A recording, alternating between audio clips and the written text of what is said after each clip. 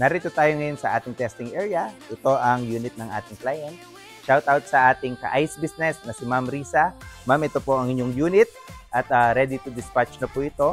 At kakatapos lang din po nitong na-test. Ito po ang actual na production ng ating 300 kg cube ice maker machine. Ang size nito ay nasa 29 by 29 by 22 mm. At ito po ay purified ice dahil ito ginamitan ng reverse osmosis.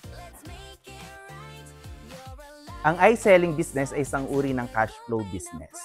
Ito ay passive income na pwede natin magamit sa araw-araw ng ating buhay. Sapagkat ang pagbebenta ng yelo, ito ay halos kasanggana natin sapagkat ang yelo ay araw-araw nating ginagamit. Katulad ng ating ka-ice business na si Ma'am Risa, shoutout po sa iyo Ma'am Risa from Muñoz, Nueva Ecija. Siya po ay nag-avail ng ating 300 kg cube ice maker machine na package.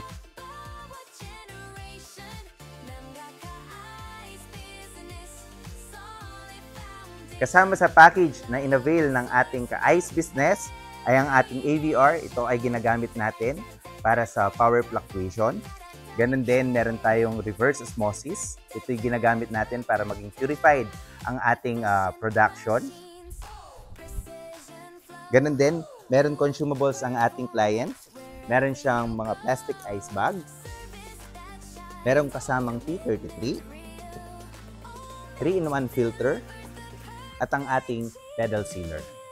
Sa ating mga ka-ice business na gustong sumubok ng ganitong negosyo, maaari nyo po kaming i-message sa aming Facebook page, tawagan sa aming mga cellphone number, at pasubscribe na rin po sa aming YouTube channel.